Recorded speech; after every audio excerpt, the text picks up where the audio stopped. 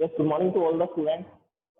On yesterday we were discussing about fossil fuels, how does petroleum form in the nature and natural gas, और ये petroleum natural gas कैसे बने और इनका deposit कहाँ कहाँ पर मिलता है और किस तरह से इनको एक्सट्रैक्ट किया जाता है। एक्सट्रैक्शन मतलब से निकालना, और एक्सट्रैक्शन करने के बाद इनकी रिफाइनिंग की जाती है। पेट्रोलियम की रिफाइनिंग करनी पड़ती है, लेकिन नेचुरल गैस के लिए रिफाइनिंग करने की जरूरत नहीं पड़ती। उसको डायरेक्टली यूज किया जा सकता है एज ए फ्यूल, डायरेक्टली उसको बर्न कर सकते हैं हम लोग, उसकी प्यूरिफिकेशन की जरूरत नहीं है। तो अभी तक हमने स्टडी कर लिया फॉसिल फ्यूल्स को। इसके अलावा मैंने आपको बताया था कि रिसोर्सेज कितने टाइप के थे, natural and artificial. Natural resources में आ रहे थे fossil fuels, exhaustible and inexhaustible resources. और फॉसिल फ्यूल्स के अंदर आपके चैप्टर में दे रखा था कोल, पेट्रोलियम एंड नेचुरल गैस। फिर मैंने आपको कोल के टाइप्स बताए थे कि कोल के क्या क्या प्रोडक्ट हो सकते हैं, टाइप्स भी बताए थे और प्रोडक्ट्स भी बताए थे। कोल 4 टाइप्स का होता है, 4 टाइप है उसके जो अवेलेबल है नेचर के अंदर, पीट, लिग्नाइट, बिटुमिनस, एंथ्रेसाइट। और कोल से क्या क्या प्रोडक्ट मिल सकते हैं? कोल से कोक बनाया जा सकता है, कोल tar बनाया जा सकता है, और कोल गैस को ऑब्टेन किया जा सकता है, पाया जा सकता है। इसी तरह से सेकंड फॉसिल फ्यूल था पेट्रोलियम, और पेट्रोलियम के प्रोडक्ट्स भी आपको बताए गए थे। पेट्रोलियम प्रोडक्ट्स के अंदर आता था सबसे पहला प्रोडक्ट पेट्रोलियम गैस।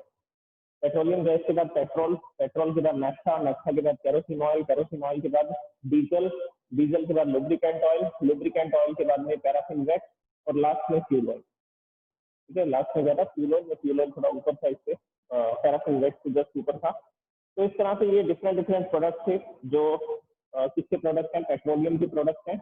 और ये सारे के सारे प्रोडक्ट जनरली जो सारे प्रोडक्ट हैं वो यूज किए जाते हैं as a fuel.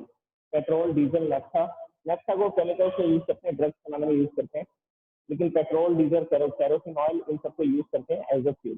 Petroleum gas को भी एज ए फ्यूल ही यूज किया जाता है बर्निंग प्रोसेस के लिए, हीट एनर्जी को प्रोड्यूस करने के लिए। ओके, तो हम उसके बाद स्टडी किया हमने नेचुरल गैस को। Natural gas is having 75% methane gas which is CH4, and कुछ क्वांटिटी में इसमें प्रोपेन और इथेन, 2 गैसेस और होते हैं। तो इस तरह से ये मेथेन, प्रोपेन, इथेन, ये 3-4 गैसेस का मिक्सचर है नेचुरल गैस।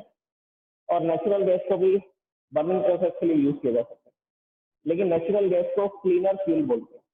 क्लीनर फ्यूल क्यों? क्योंकि उसकी बर्निंग प्रोसेस में CO2 और H2O प्रोड्यूस होता है। क्योंकि नेचुरल गैस की बर्निंग प्रोसेस में सिर्फ CO2 और H2O प्रोड्यूस होता है। H2O is not a pollutant, H2O कोई पॉल्यूटेंट नहीं है जो पॉल्यूशन नहीं करता है। और CO2 प्लांट्स एब्जॉर्ब कर लेते हैं। CO2 क्या कर लेते हैं? प्लांट्स की जो लीव्स होती हैं वो CO2 को एब्जॉर्ब कर लेती हैं for the process of photosynthesis. For the process of photosynthesis plants जो है उनको ऑटोट्रॉफ्स बोला जाता है, क्योंकि वो खुद का फूड खुद बनाते हैं, सिंथेसाइज करते हैं अपना food with the help of the process photosynthesis. और उस प्रोसेस में उनको CO2 की जरूरत होती है, उस प्रोसेस में उनको CO2 की जरूरत पड़ती है, तो वो एनवायरमेंट से CO2 को एब्जॉर्ब कर लेते हैं। तो अगर मीथेन गैस को, नेचुरल गैस को बर्न करने से CO2 गैस प्रोड्यूस होगी, तो CO2 गैस को ज्यादातर क्वांटिटी में एब्जॉर्ब कर लिया जाएगा प्लांट्स के थ्रू। अब हम देखते हैं pollution caused by combustion of fossil fuel. Combustion लिख सकते हैं आप यहाँ पर, सिंपल वर्ड यूज कर सकते हैं, बर्निंग ऑफ फॉसिल फ्यूल। तो फॉसिल फ्यूल्स को बर्न करने पर किस किस तरह के पॉल्यूशन हो सकते हैं? देखिए, मेन कॉज तो है एयर पॉल्यूशन। मेन जो इसका कॉन्सिक्वेंस होगा दैट इज एयर पॉल्यूशन, क्योंकि फॉसिल फ्यूल्स को बर्न करने पर गैसेस प्रोड्यूस होते हैं, CO2, CO, NO2, SO2, ये सब गैसेज है। और ये सब गैसेज से एयर पोल्यूशन क्रिएट होता है। ये सब गैसेज से क्या होगा? Air pollution. अब एयर पोल्यूशन से आगे क्या क्या इफेक्ट हो सकते हैं वो भी हम देखते हैं। अच्छा, सबसे पहले पोल्यूशन की डेफिनेशन क्या होती है? पोल्यूशन एक प्रोसेस है जिसमें क्या होता है, अनवांटेड सब्सटेंसेस मिक्सअप हो जाते हैं एयर में, वाटर में या सॉइल के अंदर। अगर एयर के अंदर अनवांटेड सब्सटेंसेस, जैसे कि कुछ फिजिकल चेंज या केमिकल चेंज हो रहे हैं, जैसे कि उसमें नया सब्सटेंस आकर के मिल गया, जैसे वाटर फ्लो कर रहा था रिवर में, तो आसपास कोई फैक्ट्री थी, इंडस्ट्री थी, क्लॉथ इंडस्ट्री थी, उसने क्या क्या क्लॉथ प्रोड्यूस किया, और उस प्रोडक्शन के दौरान उन्होंने क्या किया, कुछ एसिड भी रिलीज किए अपनी फैक्ट्रीज के थ्रू, और वो एसिड को रिवर में मिला दिया। रिवर में मिलाया और वो एसिड गर्म भी थे, हॉट भी थे, उनको हीटअप किया गया था। तो वो जो गर्म एसिड है वो जब वाटर के अंदर जाएगा तो सबसे पहले रिवर का टेम्परेचर इंक्रीज हो जाएगा। टेम्परेचर इंक्रीज होने से कुछ स्पीशीज वैसे मर जाएंगे, कुछ एनिमल्स जो एक्वेटिक प्लांट्स एनिमल्स है वो डेड डेड हो जाएंगे, मर जाएंगे। उसका रीजन क्या है, वो हाई टेम्परेचर पे सर्वाइव नहीं कर पाए। उसके साथ साथ उसमें एसिड मिलाएगा, एसिड मिलाने से वो जो रिवर है उसका वाटर जो है वो एसिडिक हो जाएगा, और एसिडिक मीडियम में भी, एसिडिक मीडियम के अंदर भी जो फिशेज हैं, कुछ फिशेज हैं और कुछ एक्वेटिक प्लांट्स हैं वो सर्वाइव नहीं कर पाते, वो भी डेड हो जाएंगे। तो इस तरह से वाटर पोल्यूशन भी होगा आगे। ओके, तो पोल्यूशन क्या है, मैंने क्या बताया आपको, any unwanted change in the air, water and soil composition. Water के कॉम्पोजिशन में, सॉइल के कॉम्पोजिशन में या एयर के कॉम्पोजिशन में कोई भी अनवांटेड चेंज होगा तो हम उसको क्या बोलेंगे, पॉल्यूशन बोलेंगे। और जिसकी वजह से होगा उन सब्सटेंसेस को बोला जाता है पॉल्यूटेंट। जैसे कि एयर के अंदर SO2, NO2, CO2 ये सब गैसेज मिक्सअप होंगी और इनकी वजह से जो भी पॉल्यूशन होगा उसको एयर पॉल्यूशन बोलेंगे। और ये जो गैसेज हैं इनको पॉल्यूटेंट बोला जाएगा। SO2, NO2 इनको क्या बोला जाएगा, इनको पॉल्यूटेंट्स बोला जाएगा। Okay, so this is pollution. अब हम बात करते हैं pollution caused by combustion of fossil fuel. तो मैंने आपको बताया था कि फॉसिल फ्यूल्स, कोल, पेट्रोलियम या नेचुरल गैस, इसको बर्न करने से कुछ प्रोडक्ट क्रिएट होते हैं, जैसे कि कार्बन ऑक्सीजन के साथ रिएक्शन करते हैं तो कार्बन डाइऑक्साइड भी बना सकते हैं। दूसरा, कंबशन प्रोसेस में प्रोडक्ट बनता है carbon monoxide. Third product is NO2 and fourth product is SO2। तो ये सारी गैसेस प्रोड्यूस होती हैं। इसके अलावा एक तरह का पोल्यूशन और हो सकता है, जब हम कोल को बर्न करते हैं, कोल को बर्न करते हैं या वुड को बर्न करते हैं, वुड भी एक नेचुरल रिसोर्स है और एग्जॉस्टिबल नेचुरल रिसोर्स है। तो कोल या वुड को जब बर्न करेंगे तो रेसिड्यू भी बचेगा, अवशेष भी बचेगा, ऐश भी बचेगी, राख भी बचेगी। तो वो क्या कर सकती है, वो सॉइल पोल्यूशन कर सकती है। ठीक है, तो इस तरह से हम लोग क्या कर सकते हैं, वो भी एक पोल्यूशन कॉजिंग मटेरियल होगा जो रेसिड्यू होगी कोल को जलाने के बाद। तो इसमें सबसे पहले हम लोग डिस्कस करते हैं CO2 को। CO2 को हम पॉल्यूटेंट नहीं बोल सकते क्योंकि CO2 तो एब्जॉर्ब कर ली जाती है। इसको पॉल्यूटेंट बोल सकते हैं सिर्फ एक कारण से, क्योंकि ये एक एसिड बना सकता है, एसिड रेन में भी ये हेल्प कर सकते हैं। नेचर के अंदर जो क्लाउड फॉर्मेशन होता है उसमें जो एसिड रेन होती है उसमें भी ये हेल्प कर सकते हैं CO2। ओके, मेन इफेक्ट देखिए इसका CO2 का क्या होगा। जो CO2 गैस प्रोड्यूस हुई फॉसिल फ्यूल्स को बर्न करने पर, वो CO2 गैस ज्यादातर तो प्लांट्स में एब्जॉर्ब कर ली, लेकिन फिर भी कुछ ना कुछ CO2 को नेचर के अंदर रह गई, एटमोस्फेयर में रह गई। अब वो CO2 गैस क्या करती है, जो इंफ्रारेड रेडिएशन होते हैं या हीट रेडिएट हो रही है जो सन से, उस हीट को ट्रैप करती है। हीट को क्या करती है, ये ट्रैप करने का काम करती है। जैसे कि मैंने आपको एक डायग्राम के थ्रू एक्सप्लेन किया था, ये अर्थ है, ये अर्थ के चारों तरफ एटमोस्फेयर होगा, इस एटमोस्फेयर के अंदर CO2 गैस के पार्टिकल्स हैं, और सन से जो रेडिएशन आता है, जो लाइट एनर्जी आती है, वो रेस की फॉर्म में आती है, लाइट रेस की फॉर्म में आती है। और लाइट रेस जैसे ही अर्थ के सरफेस पे स्ट्राइक करती है, ये टकरा करके दूसरी डायरेक्शन में ऐसा मुड़ जाती है। इस फिनोमेना को क्या बोलते हैं, रिफ्लेक्शन ऑफ। तो लाइट रेस जहां से आई और अर्थ के सरफेस से टकराने के बाद ये क्या हो गई, ये रिफ्लेक्ट हो गई। अब ज्यादातर जो एनर्जी सन से आ रही थी वो तो एटमोस्फेयर, वो तो स्पेस के अंदर जा रही है। देखिए अर्थ के एटमोस्फेयर के बाद जो डार्क कलर का ब्लैंक दिखाई दे रहा है बिल्कुल एकदम, उसको क्या बोलते हैं, स्पेस बोलते हैं। तो सन से जो भी हीट एनर्जी आ रही है सनलाइट की फॉर्म में, वो लाइट एनर्जी अर्थ के सरफेस से कोलाइड करती है, स्ट्राइक करती है, स्ट्राइक करने के बाद उसकी डायरेक्शन चेंज हो जाती है और रिफ्लेक्शन के कारण ज्यादातर जो सनलाइट है वो स्पेस में चली जाती है और अर्थ इस एनर्जी को एब्जॉर्ब नहीं कर पाती। लेकिन अगर CO2 का लेवल इंक्रीज हो जाए एटमोस्फेयर के अंदर, तो CO2 जो मॉलिक्यूल है वो लार्ज मॉलिक्यूल है, बड़ा मॉलिक्यूल है। तो ये क्या करता है, जो लाइट रिफ्लेक्ट होकर के स्पेस में जाने वाली थी, जो लाइट रिफ्लेक्ट होकर के स्पेस में जाने वाली थी, वो लाइट को किसने एब्जॉर्ब कर लिया, CO2 के पार्टिकल्स रास्ते में आ गए और उन पार्टिकल्स ने इसको एब्जॉर्ब कर लिया। अगर इसको एब्जॉर्ब कर लिया और वो स्पेस में नहीं गया, तो वो हीट कहाँ पर ट्रैप हो गई, वो हीट ट्रैप हो गई एटमोस्फेयर में। वो हीट कहाँ पर ट्रैप होकर के रह गई, वो हीट ट्रैप होकर के रह गई एटमोस्फेयर में, जिसकी वजह से इस एटमोस्फेयर का टेम्परेचर राइज हो जाएगा, जिसकी वजह से एटमोस्फेयर का टेम्परेचर राइज हो जाएगा। अब ये जो हीट को ट्रैप करने वाला सिस्टम था, ये जो हीट को ट्रैप करने वाला फिनोमेना था, इसको ग्रीन हाउस इफेक्ट बोलते हैं। इस इफेक्ट को क्या बोलते हैं, ग्रीन हाउस इफेक्ट। तो यहाँ पर भी ग्रीन हाउस इफेक्ट क्रिएट हो रहा है बाय द CO2 गैस। और ग्रीन हाउस इफेक्ट का क्या हार्मफुल इफेक्ट होगा? इसका इफेक्ट होगा global warming. Global warming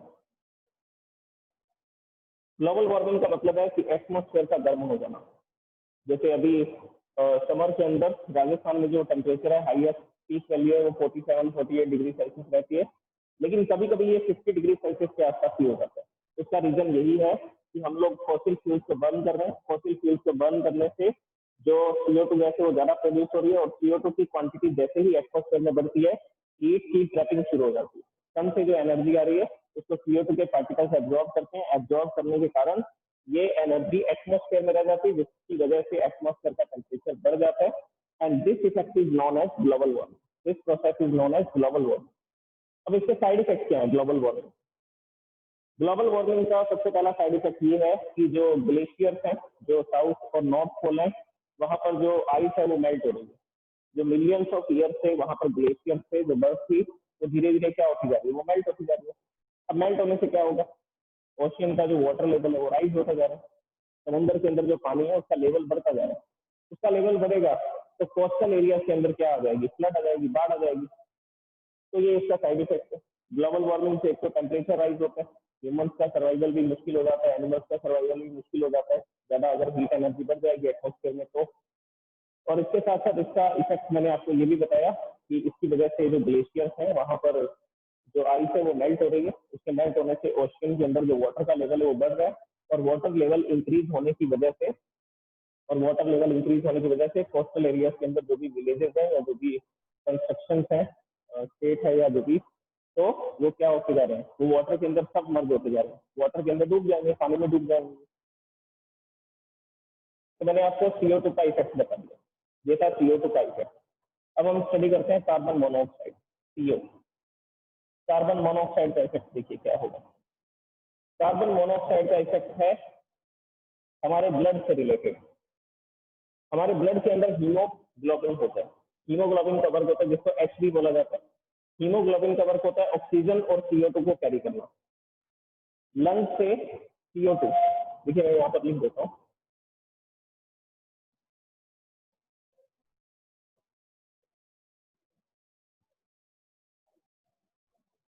haemoglobin, इसका क्या वर्क है? इसके दो वर्क है। ये लंग से बॉडी पार्ट तक ऑक्सीजन को लेकर के जाता है। लंग से बॉडी पार्ट, पूरी की पूरी बॉडी, मतलब कि हार्ट, इसके अलावा ब्रेन, मसल, सब जगह तक ये ऑक्सीजन को कैरी करते हैं। तो लंग से बॉडी पार्ट तक ऑक्सीजन को कैरी करने का काम करता है हीमोग्लोबिन। इसके अलावा एक वर्क हो रहा है, ये डिफरेंट डिफरेंट बॉडी पार्ट से, ब्रेन से, हार्ट से, किडनी से, सब जगह से ये क्या लेकर के आता है? ये CO2 लेकर के आता है, और CO2 कहाँ पर रिलीज कर देता है? लंग्स में रिलीज कर देता है। अब हम लोग क्या करते हैं? ब्रेथिंग करते हैं। देखिए जो ब्रेथिंग प्रोसेस है, सांस लेना, उसमें हम हमारे लंग्स के थ्रू क्या हो रहा है? ऑक्सीजन गैस को एब्जॉर्ब किया जा रहा है। ऑक्सीजन गैस को एब्जॉर्ब किया जा रहा है। हम गैसेज को इनहेल करते हैं और ऑक्सीजन लंग्स के अंदर जाती है। लंग्स के थ्रू ये बॉडी पार्ट्स में जाती है। लंग्स के थ्रू ये ब्लड में मिलती है। ब्लड में होता है हीमोग्लोबिन, और हीमोग्लोबिन के थ्रू ये बॉडी पार्ट्स तक जाती है। अब हीमोग्लोबिन हमारे ब्लड के अंदर फ्लो कर रहा है, तो वो क्या करेगा? अलग अलग बॉडी पार्ट्स तक वो पहुंच ही रहा है, ऑक्सीजन को कैरी कर रहा है।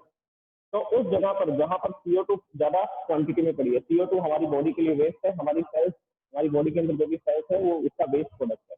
तो बॉडी पार्ट से CO2 को कैरी करते हैं और लंग्स तक लेकर के आते हैं। फिर लंग्स क्या करते हैं? इस CO2 को ब्रेथ आउट कर देते हैं, एक्सहेलेशन कर देते हैं, इस गैस को बाहर निकाल देते हैं लंग्स। तो हीमोग्लोबिन के दो वर्क हैं, लंग्स से बॉडी पार्ट तक ऑक्सीजन को लेकर के जाना, और बॉडी पार्ट से लंग्स तक CO2 को लेकर के आना। अब क्या होगा? हमारी बॉडी में अगर कार्बन मोनोऑक्साइड आ जाएगा, कार्बन मोनोऑक्साइड आ जाएगा, तो कार्बन मोनोऑक्साइड का जो कॉम्बिनेशन है हीमोग्लोबिन के साथ, वो 210 टाइम्स स्ट्रॉन्गर है in comparison with the oxygen. Attraction लिख देता हूँ। वैसे तो एफिनिटी वर्ड यूज किया जाता है, लेकिन मैं सिंपल वर्ड यूज कर रहा हूँ, अट्रैक्शन। देखिए कार्बन मोनोऑक्साइड अगर हमारे ब्लड में आ जाएगी, लंग्स के थ्रू हमारे ब्लड में पहुंची, तो हीमोग्लोबिन का अट्रैक्शन फोर्स किसके साथ ज्यादा है? 210 टाइम्स स्ट्रॉन्गर अट्रैक्शन है कार्बन मोनोऑक्साइड के साथ। तो हीमोग्लोबिन तो इसके साथ कंबाइन हो जाएगा कार्बन मोनोऑक्साइड के साथ। तो हीमोग्लोबिन का जो पार्टिकल है वो किसके साथ जुड़ जाएगा? वो जुड़ जाएगा कार्बन मोनोऑक्साइड के साथ। अब ये तो कार्बन मोनोऑक्साइड के साथ बिजी हो गया। अब ये ना तो ऑक्सीजन को कैरी करेगा ना CO2 को कैरी करेगा। तो हीमोग्लोबिन कार्बन मोनोऑक्साइड के साथ बॉन्ड क्रिएट कर लेगा और कार्बोक्सिल हीमोग्लोबिन बना लेगा। और ये जो कार्बोक्सिल हीमोग्लोबिन है, अगर ये क्रिएट हो गया हमारे ब्लड के अंदर, तो ना तो ऑक्सीजन कैरी होगी ना CO2 कैरी होगी। हमारी बॉडी के जिस भी पार्ट को ऑक्सीजन चाहिए उसको ऑक्सीजन नहीं मिलेगी, और जिस जिस पार्ट में CO2 प्रोड्यूस हो चुकी है, वेस्ट प्रोड्यूस हो चुकी है, तो वो वेस्ट भी बाहर नहीं जाएगी। तो दोनों ही काम बंद हो जाएंगे। तो इसकी वजह से क्या होगा? इसकी वजह से पर्सन कोमा में जा सकता है, ब्रेन डेड हो सकता है। इसका रीजन क्या है? क्योंकि हमारा जो ब्रेन है उसको भी क्या चाहिए होती है? उसको भी ऑक्सीजन की रिक्वायरमेंट होती है, क्योंकि ब्रेन के अंदर भी नर्व सेल्स होती हैं, और वो जो नर्व सेल्स हैं उनको भी ऑक्सीजन की रिक्वायरमेंट रहती है वर्क करने के लिए, एनर्जी प्रोडक्शन के लिए। तो ये कार्बन मोनोऑक्साइड का इफेक्ट है। कार्बन मोनोऑक्साइड हमारे ब्लड में हीमोग्लोबिन के साथ कंबाइन हो जाता है, और हीमोग्लोबिन फिर ऑक्सीजन को कैरी करने का और CO2 को कैरी करने का दोनों ही वर्क बंद कर देता है। ना वो ऑक्सीजन को कैरी करता है ना CO2 को कैरी करता है, और धीरे धीरे बॉडी पार्ट्स जो है वो फंक्शन करना बंद कर देते हैं। नेक्स्ट इफेक्ट देखिए, NO2 and SO2, nitrogen dioxide and sulphur dioxide. ये दोनों गैसेस प्रोड्यूस होते हैं कोल की बर्निंग में। जब हम कोयले को जलाते हैं तो उनके अंदर सल्फर और नाइट्रोजन होता है। इसके अलावा जब हम वुड को बर्न करते हैं, लकड़ी को बर्न करेंगे, तो उसमें भी सल्फर और नाइट्रोजन होगा, जो ऑक्सीजन से रिएक्शन करके NO2 SO2 बनाएगा। अब ये जो दोनों गैसेज है NO2 एंड SO2, ये दोनों ही वाटर के साथ रिएक्शन करते हैं। ये दोनों ही किसके साथ रिएक्शन करते हैं? वाटर के साथ। वाटर के साथ रिएक्शन करके दो तरह के एसिड्स बना सकते हैं।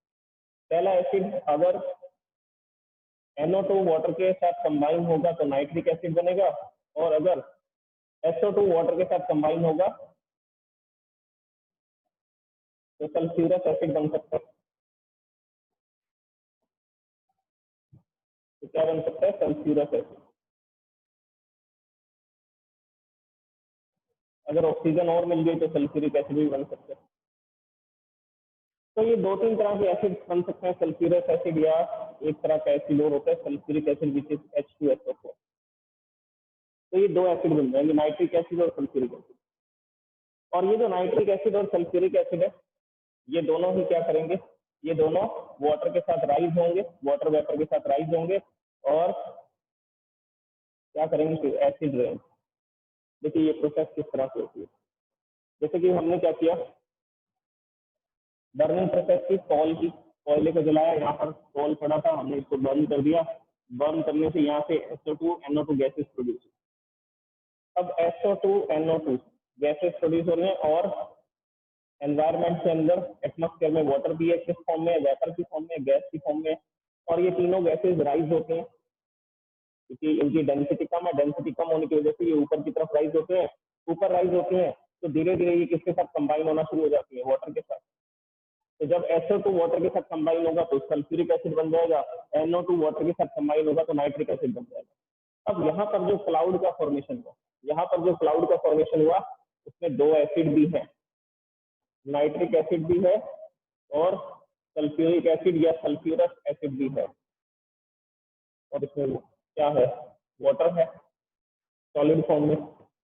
अब ये क्लाउड जो है वो एयर के साथ फ्लो होकर के जाएगा आगे की तरफ। जैसे जैसे आगे बढ़ता जाएगा, धीरे धीरे मान लीजिए यहाँ पर पहुंच गया, और इस जगह पर आने के बाद क्या हुआ?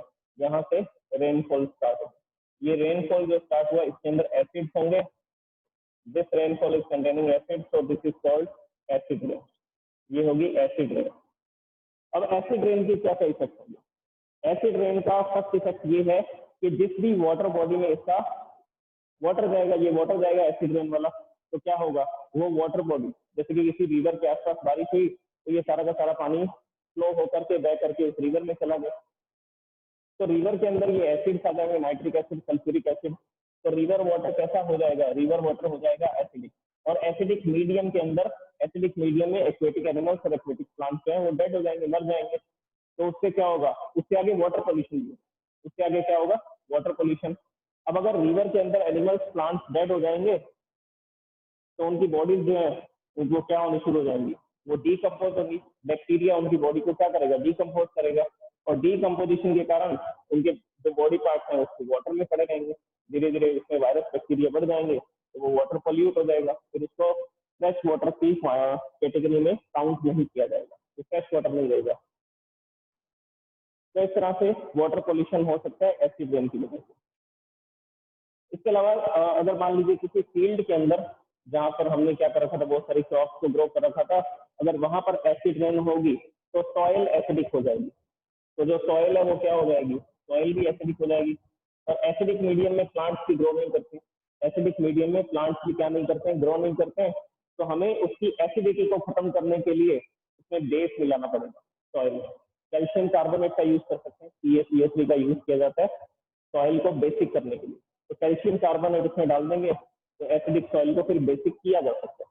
लेकिन एक बार सॉइल एसिडिक हो जाएगी और जो प्लांट्स हैं वो प्लांट्स भी उस एसिड को एब्जॉर्ब कर लेंगे, जिसकी वजह से उनकी जो फंक्शनिंग है वो ब्लॉक होगी, और कुछ प्लांट्स है वो डेड भी हो जाएंगे, और कुछ प्लांट्स बच जाएंगे, जो सर्वाइव कर जाएंगे वो बच जाएंगे। तो इस तरह से ये कॉन्सिक्वेंसेज है पॉल्यूशन के, एयर पॉल्यूशन, वाटर पॉल्यूशन। तो फॉसिल फ्यूल्स को बर्न करने से पॉल्यूशन होता है, ग्लोबल वार्मिंग भी होती है, इसके अलावा ब्रेथिंग प्रॉब्लम्स भी होती हैं। और मैंने इसके एक दो इफेक्ट और भी बताए थे। SO2, SO2 का इफेक्ट है इरिटेशन इन आईज। अगर SO2 हमारी आईज के कॉन्टेक्ट में आती है गैस, तो आईज के अंदर इरिटेशन भी क्रिएट होती है। इसके अलावा एस्थमा की प्रॉब्लम भी इसी से क्रिएट होती है SO2। हमारे लंग्स के अंदर जब ये SO2 गैस जाती है तो वहां पर जाकर के वो म्यूकस को फॉर्म करती है, म्यूकस को फॉर्म करती है। म्यूकस के फॉर्मेशन के कारण लंग्स जो है वो चौक हो जाते हैं, ब्लॉक हो जाते हैं, और इसी की वजह से एस्थमा होता है। NO2 भी इरिटेशन क्रिएट करती है आइस के अंदर, लंग्स के अंदर। इसके अलावा वाटर के कॉन्टेक्ट में आती है, एसिड बनाता है, तो हमारी बॉडी के अंदर भी एसिडिक लेवल इंक्रीज हो सकता है NO2 की वजह से। तो these are the pollution which are caused by the combustion of fossil fuel, by the combustion of fossil fuel. तो हम लोग फॉसिल फ्यूल्स को किस तरह से यूज करें कि पोल्यूशन कम से कम हो। तो हम लोग क्या करते हैं, इसको रिफाइन करके, साफ करके यूज करते हैं। जैसे मैंने आपको बताया था, कोल से कोक बनाया जाता है। कोल को डायरेक्टली यूज नहीं करते हैं, कोल से क्या बना लेते हैं, कोक बना लेते हैं, और कोक में 98% कार्बन होता है, तो जिसकी वजह से क्या नहीं होगा, एयर पोल्यूशन, वाटर पोल्यूशन नहीं। तो इस तरह से भी हम लोग क्या कर सकते हैं, पोल्यूशन को कम कर सकते हैं। और हमारे पास एक अल्टरनेटिव मेथड और भी तो है, इनएग्जॉस्टिबल रिसोर्सेज। कौन से resources, inexhaustible natural resources. Inexhaustible resources कौन से थे, क्या क्या बताया था मैंने, सनलाइट, इसके अलावा एयर, या एयर की जगह विंड लिख दो। एयर जब ब्लो करती है, बहती है, फ्लो होती है, तो उसको विंड बोला जाता है। इसके अलावा वाटर का यूज कर सकते हैं, रिवर में जो वाटर फ्लो हो रहा है।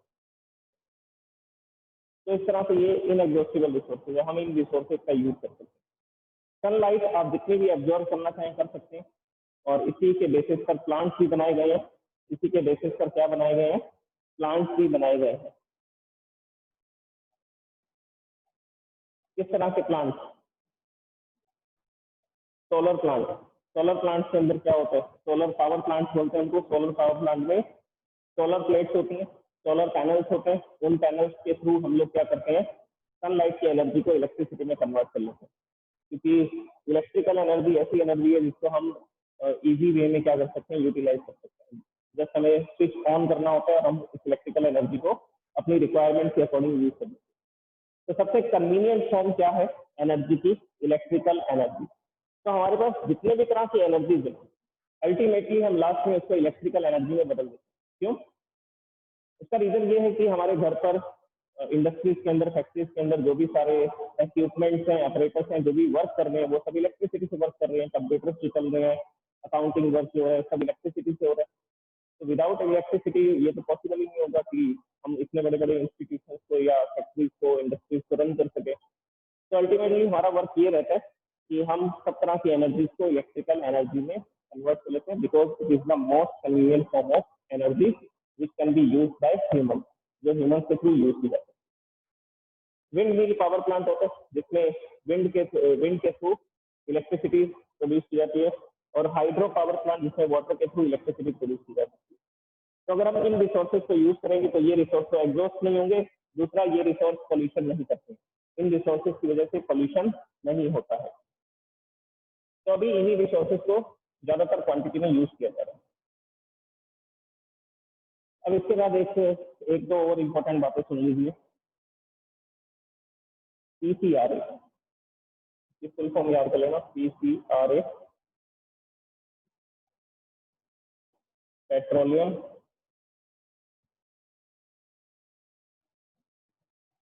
पेट्रोलियम कंजर्वेशन, आप लिख लीजिए, इसको नोट कर सकते हैं, research association, petroleum conservation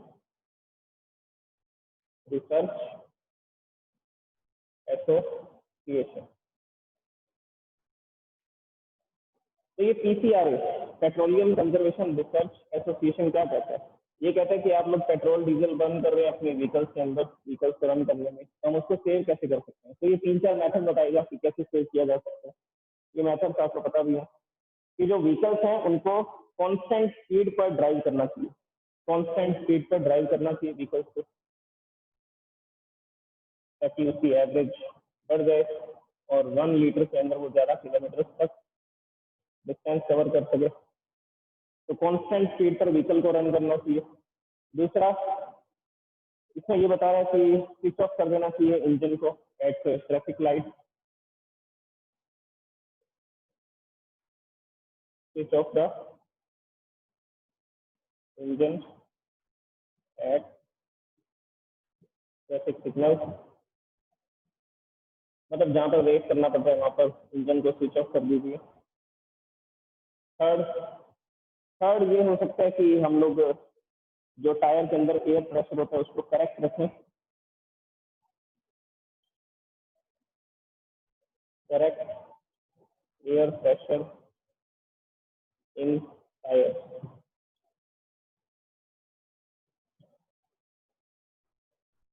correct air pressure in tyre. अगर एयर प्रेशर कम होगा, हवा कम होगी टायर के अंदर, तो इंजन को ज़्यादा फोर्स जनरेट करना पड़ेगा इसको रन करने के लिए। And fourth one is regular maintenance of vehicle,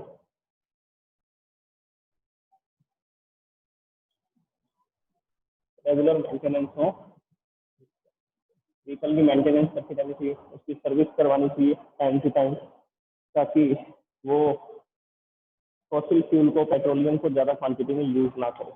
average कम हो जाती है ना अगर मेंटेनेंस नहीं करते हैं, सर्विस नहीं करवाते हैं। तो देखिए ये चैप्टर कंप्लीट हो चुका है, इसमें मैंने आपको काफ़ी सारी चीज़ें बता दी, और पीसीआरए क्या कहता है कि किस तरह से एनर्जी सेविंग की जा सकती है, फॉसिल फ्यूल्स को बचाया जा सकता है। तो ये वो तरीका है जिससे हम फॉसिल फ्यूल को बचा सकते हैं, ठीक है, ताकि आगे आने वाली नेक्स्ट जनरेशन, 3-4 जनरेशन आगे जो भी चलेंगी वो इन फ्यूल्स को यूज कर सकें, पेट्रोलियम, कोल और नेचुरल गैस को यूटिलाइज कर सकें। तो ये 5th चैप्टर आपका कंप्लीट होता है, और आज मैं आपको इसकी पीडीएफ फाइल जो है वो सेंड कर दूंगा एक्सरसाइज की, क्वेश्चन आंसर की। Thank you so much.